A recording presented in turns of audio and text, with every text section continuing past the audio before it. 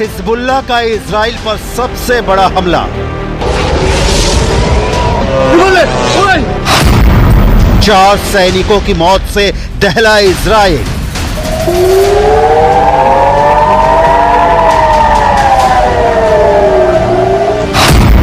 साठ लोगों के घायल होने से हाइफा में मची हलचल।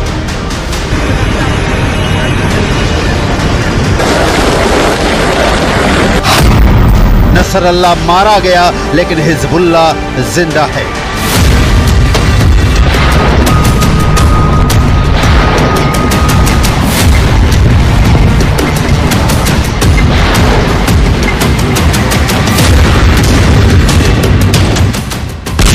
हिजबुल्लाह का कमर तोड़ने वाले अटैक के बाद इजराइल इस मुगालते में था कि अब कम से कम हिजबुल्लाह इजराइल के खिलाफ डायरेक्ट अटैक नहीं करेगा, लेकिन हिजबुल्लाह ने ऐसा करारा जवाब दिया कि इजराइल के होश उड़ गए हैं।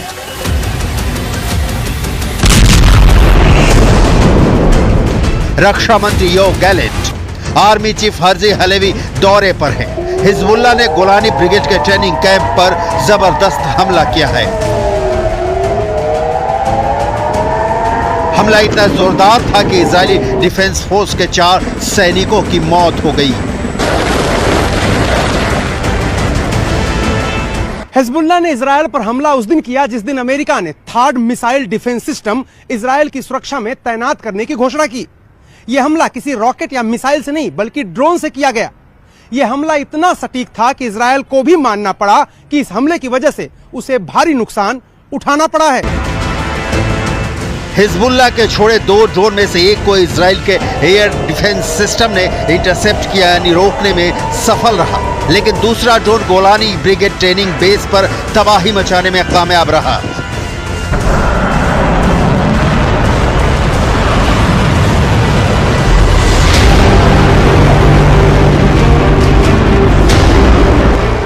दो दिनों में इजराइल के खिलाफ हिजबुल्लाह का ये दूसरा हमला है। जब हिजबुल्लाह ने सेंट्रल इजराइल के बिन्यामिना के पास एक मिलिट्री बेस पर ड्रोन से बड़ा हमला किया है।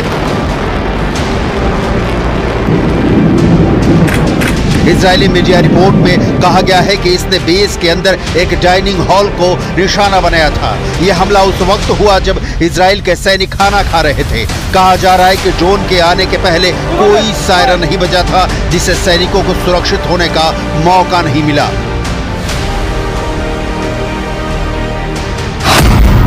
हिजबुल्लाह के इस ड्रोन अटैक में सार्जेंट ओमरी टमारी उम्र 19 साल, सार्जेंट योसेफ हीप उम्र 19 साल, सार्जेंट योआव एगमॉन उम्र 19 साल और 19 साल के ही सार्जेंट एलोन एमेटे की मौत हो गई। ये सभी गोलानी ट्रेनिंग बेस पर तैनात थे। जंग की शुरुआत से ही इजराइल यूएवी के खतरे का सामना कर रहा है। बिन्यामिना मिलिट्री कैंप जहां पर ड्रोन अटैक हुआ वो लेबनान की सीमा से महज 65 किलोमीटर दूर ही है। आईडीएफ ने अपनी शुरुआती जांच रिपोर्ट में पाया है कि ये दोनों ड्रोन समुद्र की सीमा के रास्ते इजराइल में घुसे। ये दोनों ड्रोन मिरसाद थे, जिन्हें ईरान में अबाबिल टी भी कहा जाता है। मिरसाद ड्रोन हिजबुल्लाह का आत्मघाती ड्रोन है। मिरसाद 1 को ईरान के मोहजर 2 मॉडल के डिजाइन पर बनाया गया है। इसमें हिजबुल्लाह के लिए थोड़े संशोधन किए गए हैं। ये ड्रोन 40 किलोग्राम तक विस्फोटक ले जा सकता है। इसकी अधिकतम गति 370 किलोमीटर प्रति घंटा है और इसकी रेंज 120 किलोमीटर तक हमला करने की है। ये 3000 मीटर की ऊंचाई तक उड़ सकता है। हिजबुल्लाह अक्सर इसका इस्तेमाल इजरायली हवाई क्षेत्र में घुसने के लिए करता है। सबसे बड़ी बात यह है कि ड्रोन इजराइल के एयर डिफेंस सिस्टम को चकमा देने में सफल रहा। इजरायली वायुसेना के विमानों और हेलीकॉप्टर ने दूसरे ड्रोन का पीछा किया, लेकिन यह रडार से गायब हो गया। इजरायली सेना इसका पता नहीं लगा सकी क्योंकि शायद यह जमीन के बहुत करीब उड़ रहा था। अनुमान है कि रडार से गायब हुआ ड्रोन और हमला करने वाला ड्रोन दोनों एक ही थे।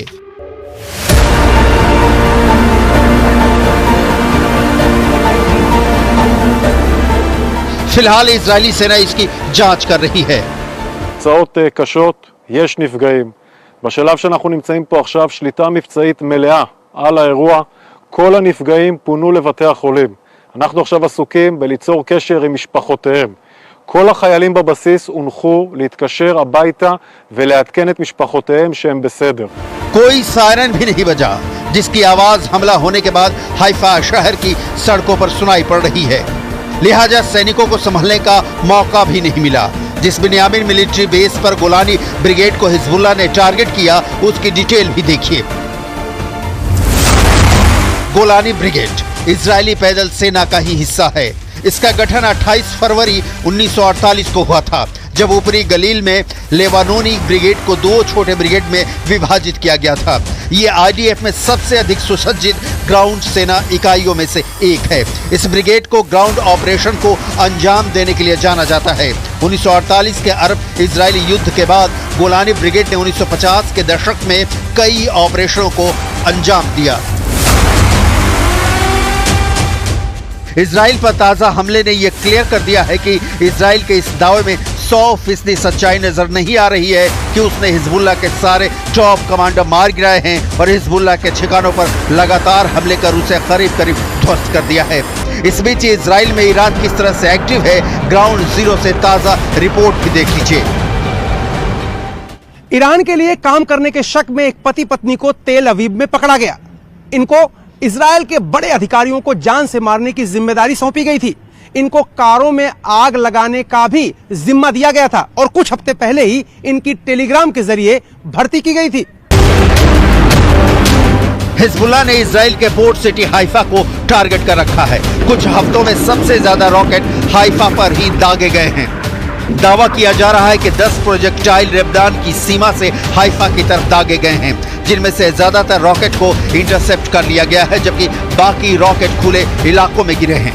इजराइल के हाइफा से आया एक चौंकाने वाला वीडियो देखिए। ये वीडियो हाइफा के होलसेल मार्केट का है, जहां लोग कामकाज में जुटे हैं, लेकिन तभी अचानक एक मिसाइल का टुकड़ा यहां गिरता है और यह शख्स घायल होने से बाल बाल बच जाता है। हिजबुल्लाह के हमले का करारा जवाब। इस बीच इजरायली एयरफोर्स ने दक्षिणी लेबनान में बहुत बड़ा हमला किया है। हिजबुल्लाह के 200 ठिकानों को तबाह कर दिया है। इन ठिकानों में launchers, anti tank launching position, military building और हथियार डिपो को टारगेट किया गया है। ये तस्वीर लेबनान के नबातीह की है, जहां कमर्शियल मार्केट पर भीषण हमला किया गया है। दक्षिणी लेबनान के नबातीह में भयानक तबाही हुई है। शहर में दूर दूर तक कोई नहीं दिखाई दे रहा है। सिर्फ तेज रफ्तार गाड़ियां और इजराइल के हमलों का बारूद सड़कों पर देखा जा सकता है। नबातीह दक्षिण लेबनान का एक बेहद अहम शहर है, लेकिन अब यह शहर किसी शमशान में तब्दील हो चुका है। लेबनान के नबातीह में जबरदस्त बमबारी हुई है। न्यूज़ 18 संवाददाता रिफत इस वक्त उसी इलाके में हैं। कैसा है नबातीह का हाल, आपको दिखाते हैं। नबातीह बहुत ही अहम शहर है साउथ बेरूत में, और ये बॉर्डर के साथ का एरिया है, और अभी भी ऊपर से जो है वो इजरायली ड्रोन घूम रहे हैं। मैं पूरी तरह से दिखाने की कोशिश करूंगा कि क्या कुछ तबाह हुआ है। ये नबातीह का एरिया है और नबातीह एक बड़ा मार्केट है, और इस मार्केट में अब हर तरफ से बर्बादी हुई है। यहाँ आप मुश्किल से ही किसी शख्स को देखेंगे। सारे लोग यहाँ से निकल चुके हैं, सिर्फ कुछ रेस्क्यू ऑपरेशन वाले लोग हैं। बाकी ये आप देख सकते हैं यहाँ पे क्या है हाल। सब कुछ यहाँ पे तहस नहस हो गया है। गाड़ियाँ, ये स्ट्रीट्स और ये सब तबाह हो गया है।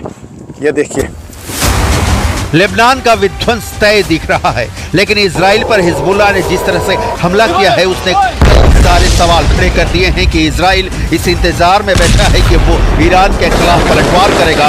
और आलम यह है कि ईरान के प्रॉक्सी हिजबुल्लाह के हमले से ही इजराइल खुद को सुरक्षित नहीं रख पा रहा।